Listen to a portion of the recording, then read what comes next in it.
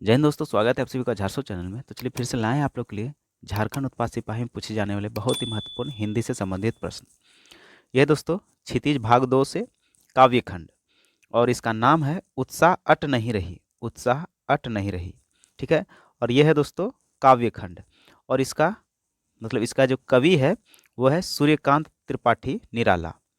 सूर्यकांत त्रिपाठी निराला, सूर्यकांत त्रिपाठी निराला इसका रचयिता या कवि बोल सकते हैं, ठीक है। अब आइए इससे कुछ प्रश्न देखते हैं। तो चलिए शुरू करते हैं। कवि बादल में किसका स्वर सुनता है? हाँ दोस्तों, कवि बादल में किसका स्वर सुनता है? बताइए इसका राइट आंसर क्या होगा। रुदन, क्रांति, वेदना या फिर इनमें से कोई नहीं? तो चलिए इसका सही आंसर देखते हैं, क्रांति। फिर अगला प्रश्न देखते हैं। किस महीने में चारों तरफ हरियाली छा जाती है? इसी कविता से है दोस्तों, किस महीने में चारों तरफ हरियाली छा जाती है? फागुन, माघ, वैशाख या आषाढ़? आइए इसका सही आंसर देखते हैं, फागुन माह में। फिर अगला प्रश्न है, कवि के अनुसार किसके केस सुंदर, काले और घुंघराले हैं? प्रेयसी के, बादल के, धरती के या फिर इनमें से कोई नहीं? तो आपका राइट आंसर हो जाएगा बादल के।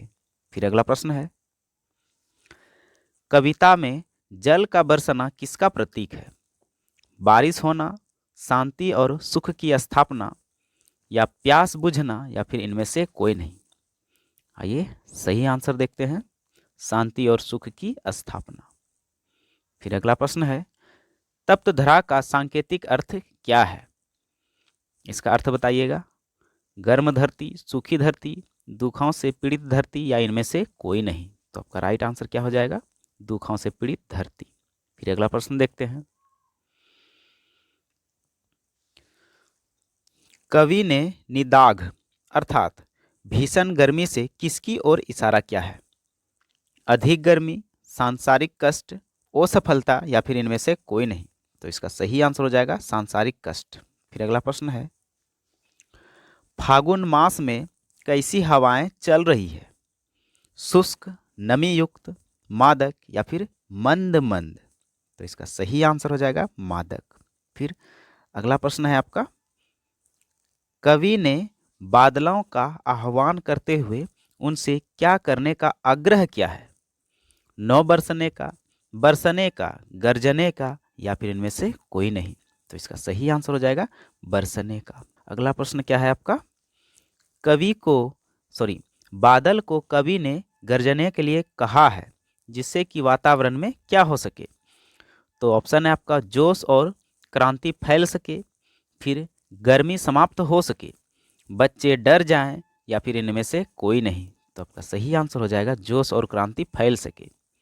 फिर अगला प्रश्न देखते हैं, कविता में बादल किसका प्रतीक है?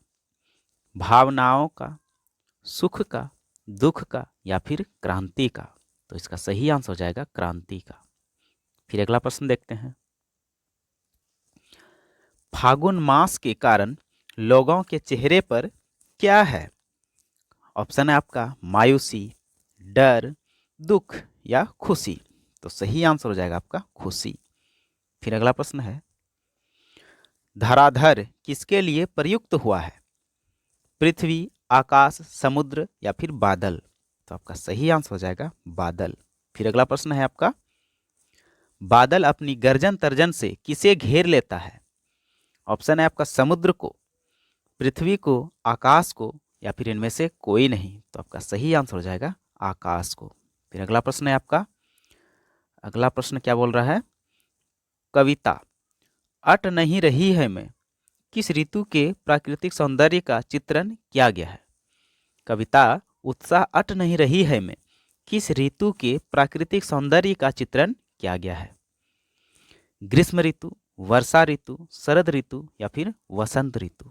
तो इसका सही आंसर हो जाएगा वसंत ऋतु। ये अलग कविता से दोस्तों, यह दंतुरित मुस्कान और फसल, इसके कवि है नागार्जुन। इसके कवि है दोस्तों नागार्जुन। कभी भी पूछा जाता है प्रश्न में तो ध्यान दीजिएगा। तो चलिए कविता को देखते हैं। क्वेश्चन, कविता में झोपड़ी में कमल खिलने का क्या आशय है?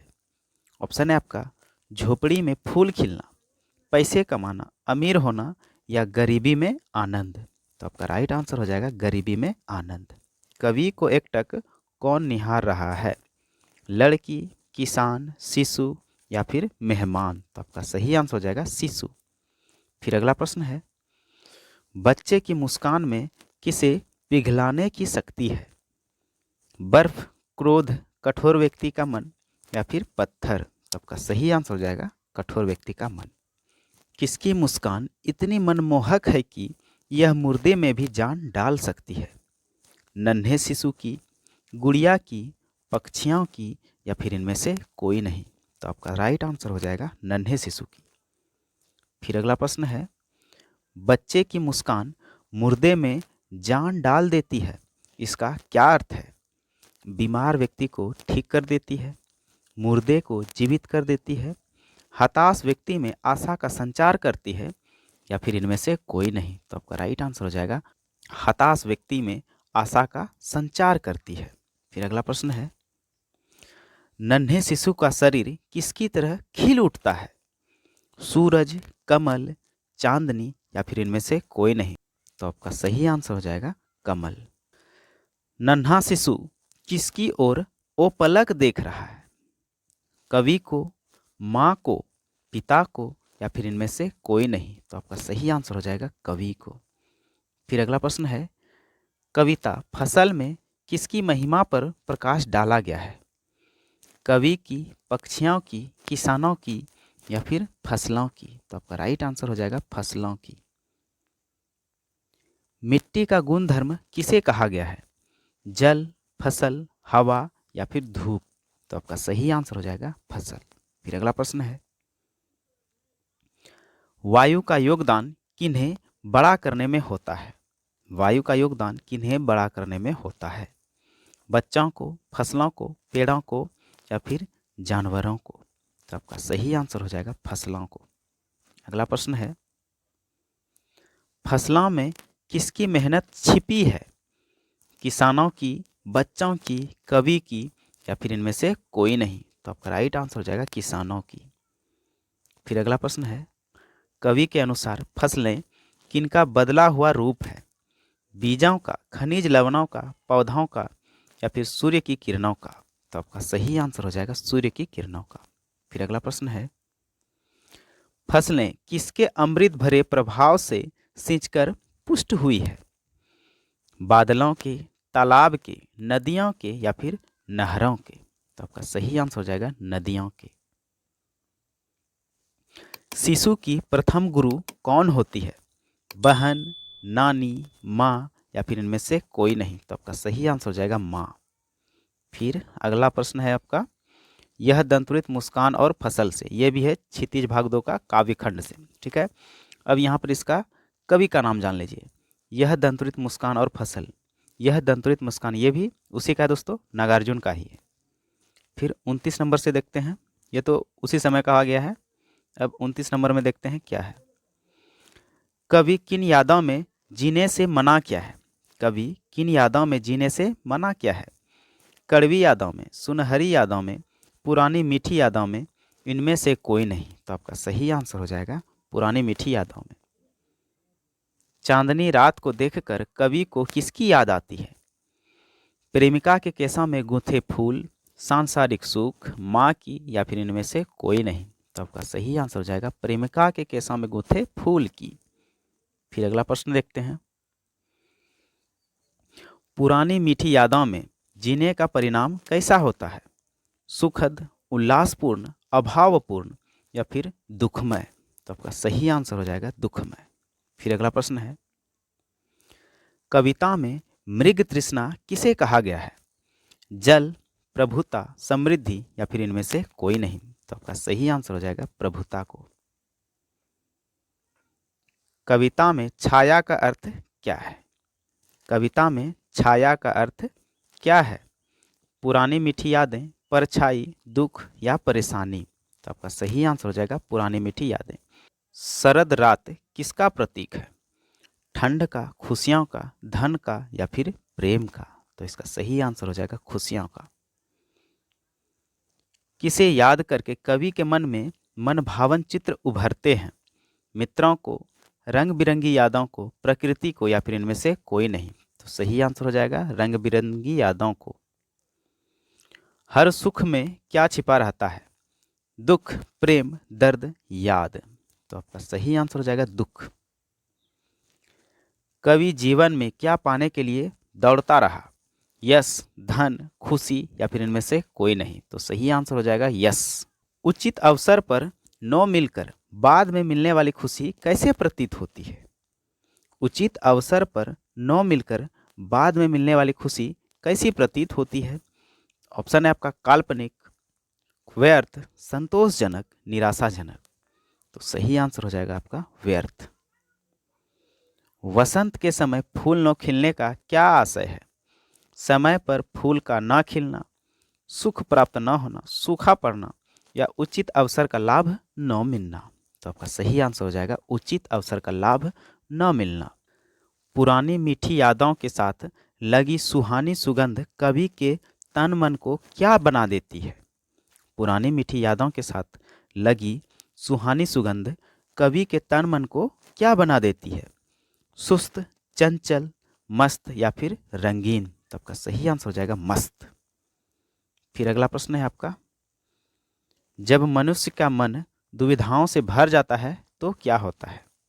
ऑप्शन है आपका, तब वह रोने लगता है, घर से भाग जाता है, वह लड़ने लगता है, तब उसे कोई रास्ता नहीं सूझता। तो आपका सही आंसर हो जाएगा तब उसे कोई रास्ता नहीं सूझता है। फिर आगे देखते हैं, रंग बसंत जीवन के किन दिनों का प्रतीक है? बुरे, निराश, सुहाने, या फिर इनमें से कोई नहीं? तो आपका सही आंसर हो जाएगा सुहाने। फिर अगला प्रश्न है, क्या दोस्तों ये काव्यखंड कन्यादान से? कन्यादान के लेखक कौन है दोस्तों? ऋतुराज। कन्यादान के लेखक है ऋतुराज। कन्यादान के लेखक है दोस्तों ऋतुराज। ठीक है, अब आइए प्रश्न देखते हैं। कन्यादान करते समय किसका दुख बहुत ही वास्तविक था? पिता का, माँ का, बहन का, या फिर भाई का?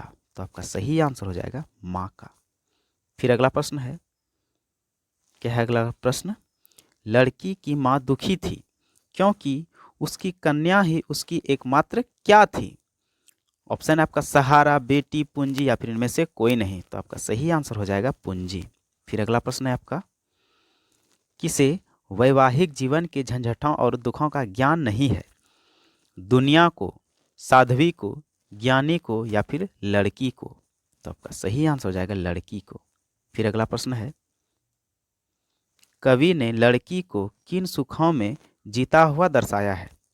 काल्पनिक, वास्तविक, या फिर स्वप्निल, या फिर इनमें से कोई नहीं? तो आपका सही आंसर हो जाएगा काल्पनिक। फिर अगला प्रश्न है, कविता में लड़की के सयाने न होने का क्या आशय है? ऑप्शन है आपका दुनियादारी को न समझना, जवान न होना, अनपढ़ होना, या फिर इनमें से कोई नहीं? तो आपका राइट आंसर हो जाएगा दुनियादारी को न समझना। लड़की की माँ को लड़की के किन दुखों की चिंता है? ऑप्शन है आपका वास्तविक, काल्पनिक, संभावित, या फिर इनमें से कोई नहीं? तो सही आंसर हो जाएगा संभावित। अगला प्रश्न है, बहुएं थोड़े से गहना और कपड़ों के बदले क्या खो बैठती है? इज्जत, आज़ादी, सुंदरता, या फिर इनमें से कोई नहीं? तो आपका सही आंसर हो जाएगा आज़ादी। फिर अगला प्रश्न है, तुक और लय कविता में किसका संचार करती है? तुक और लय कविता में किसका संचार करती है? ऑप्शन है आपका भावनाओं का, सुख का, आनंद का, मधुरता का? तो आपका सही आंसर हो जाएगा आनंद का। फिर अगला प्रश्न है, लड़कियां किनकी प्रशंसा सुनकर वहां के हर कष्ट झेल लेती है? ससुराल वालों की, शिक्षिका की, मित्रों की, या इनमें से कोई नहीं? तो आपका सही आंसर हो जाएगा ससुराल वालों की। फिर अगला प्रश्न है, हर कन्या विवाह से पूर्व वैवाहिक जीवन के बारे में कैसी कल्पनाएं करती है? हर कन्या विवाह से पूर्व वैवाहिक जीवन के बारे में कैसी कल्पनाएं करती है? मधुर, कोरी, रंगीन, या इनमें से कोई नहीं? तो आपका सही आंसर हो जाएगा रंगीन। फिर अगला प्रश्न है आपका, कविता में आनंद का संचार कौन करती है? शब्द, तुक और लय, सौंदर्य या फिर चित्र? तो आपका सही आंसर हो जाएगा तुक और लय। अगला प्रश्न है, लड़कियां स्वभाव से कैसी होती है? सरल, कठोर, सहनशील या फिर चालू? तो आपका सही आंसर हो जाएगा सरल। फिर अगला प्रश्न है, धुंधला प्रकाश किसका प्रतीक है? ऑप्शन है आपका कम रोशनी, अंधेरा, अस्पष्ट सुख या फिर अशांति? तो आपका सही आंसर हो जाएगा अस्पष्ट सुख। चलिए अगला प्रश्न देखते हैं। कविता में शब्दों के द्वारा किसी अवास्तविक वस्तु को वास्तविक सा दिखने को क्या कहा गया है?